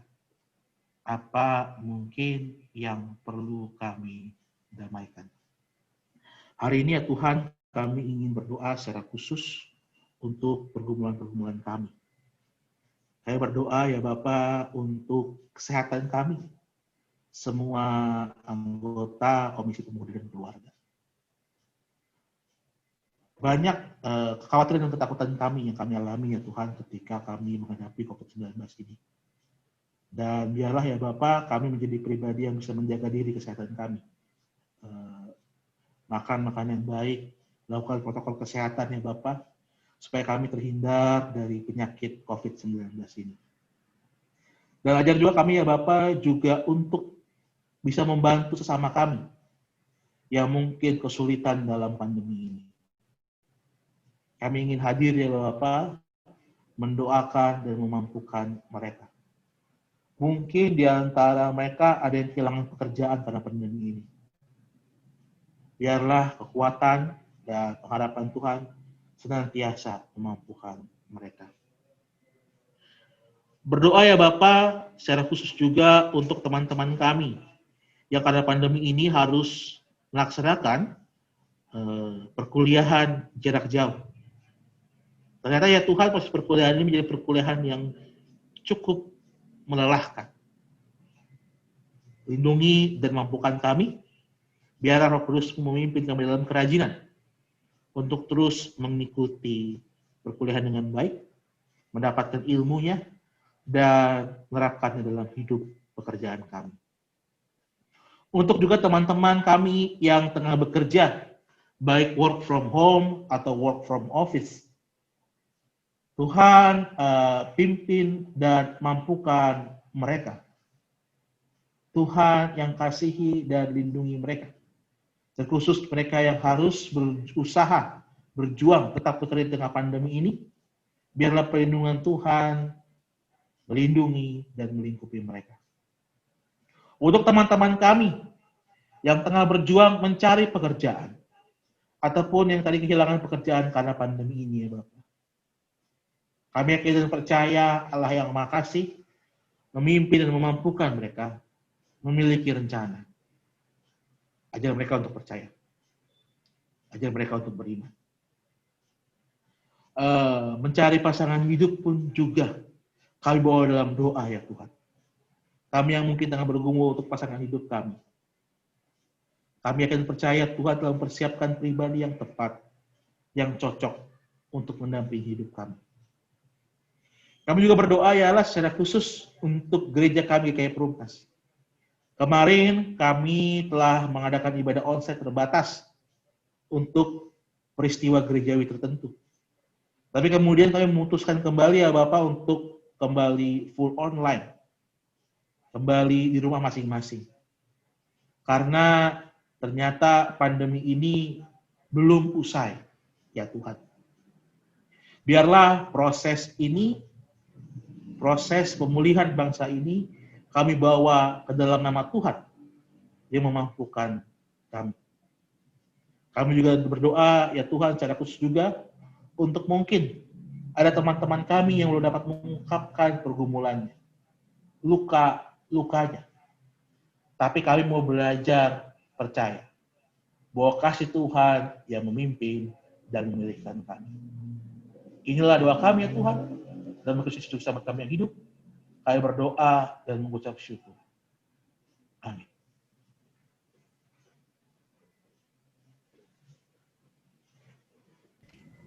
Oke, terima kasih Kak Irving firmannya.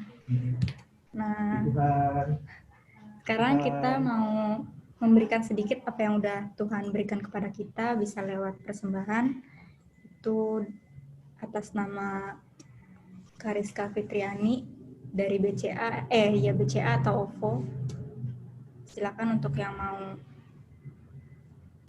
screenshot atau langsung scan.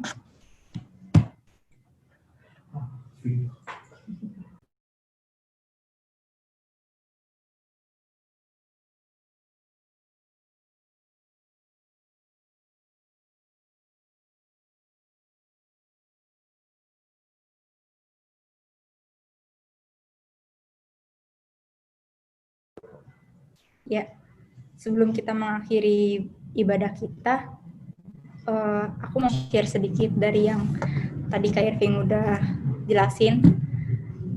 Aku jadi lebih nangkep ke yang bukan mungkin sih, aku juga harus mulai berpikir kalau misalnya kita ini berharga di mata Tuhan. Nggak cuma di mata Tuhan, mungkin buat di orang sekitar-sekitar kita juga ada yang menganggap kita itu berharga.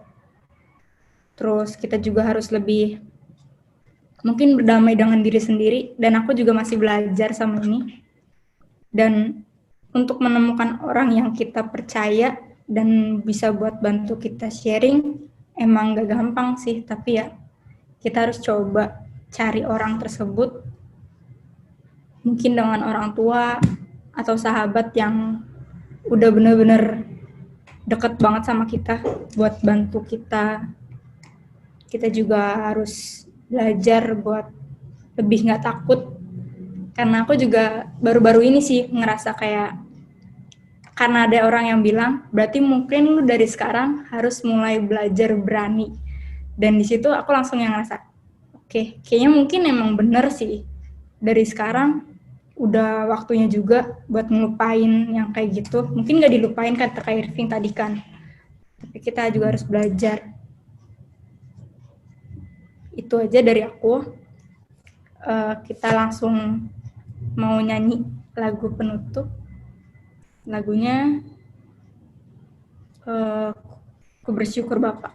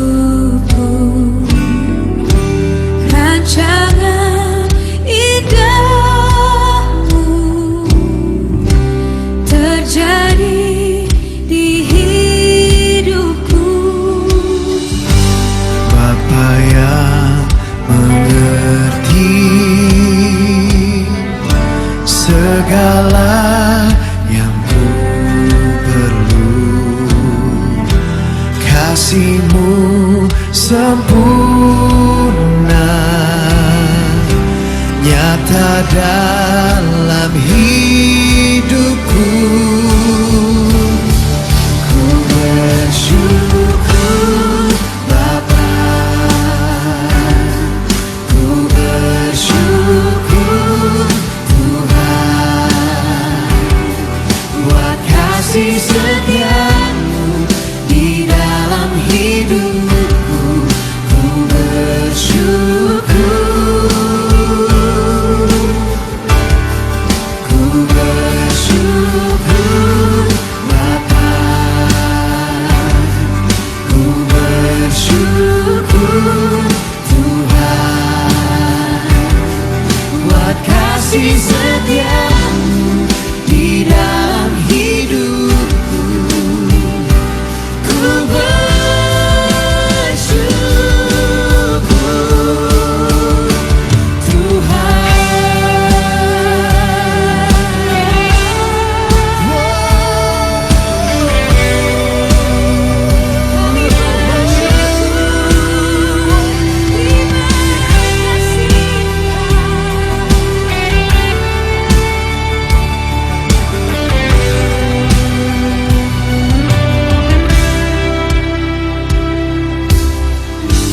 banyak yang Kau perbuat di dalam hidupku.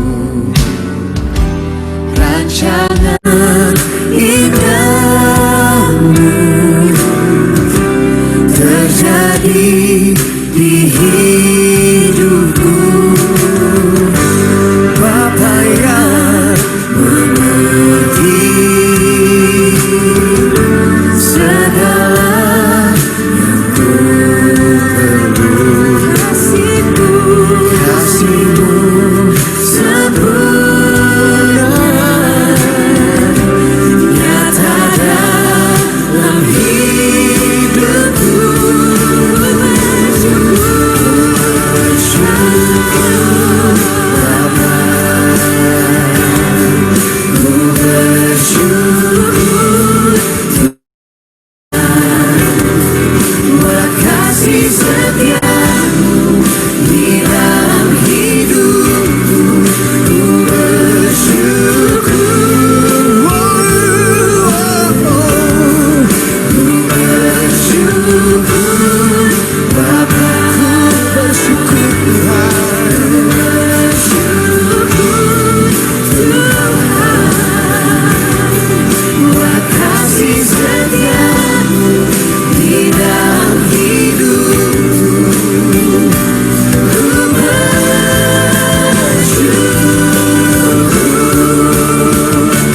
Tuhan.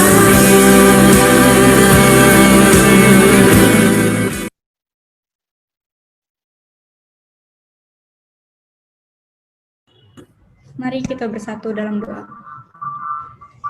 Tuhan, terima kasih Tuhan atas apa yang hari ini Kak Irving share.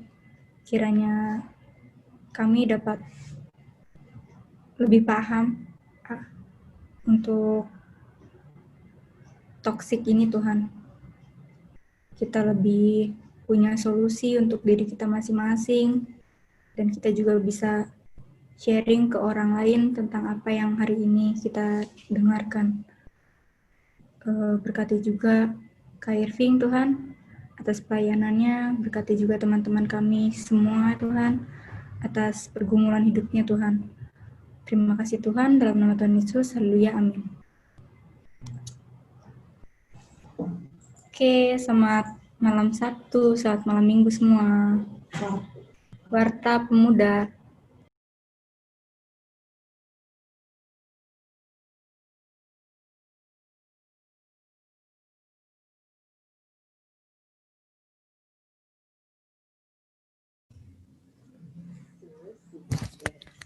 Halo teman-teman, shalom. Shalom. Shalom. Shalom. Buka kamera dong. Halo. Yeay. Yeay. Yeay. hari ini. Persekutuan dari ini dipimpin oleh Kak Irvin. Terima kasih Kak Irvin. Wow, sangat Terima kasih. sangat Memberkati. jelek. Rizka apa sih nama? Rizka. Kak Imuj. Terima kasih. Terima kasih Kak, Tuhan Yesus memberkati. Terus untuk anak terima kasih. Kembali. Terima kasih. Lalu untuk minggu depan ada apakah?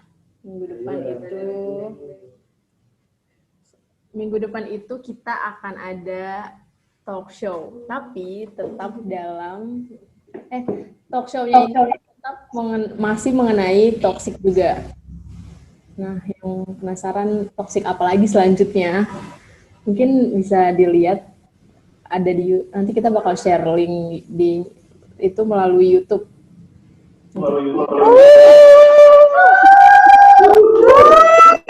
Pemuda Perumnas masuk YouTube. Cek. Terus untuk persekutuan online selanjutnya, pasti kalian udah nggak sabar ya untuk ketemu lagi via online maksudnya. Itu akan kita hubungi di grup Komda atau Instagram, jadi tetap stay tune guys.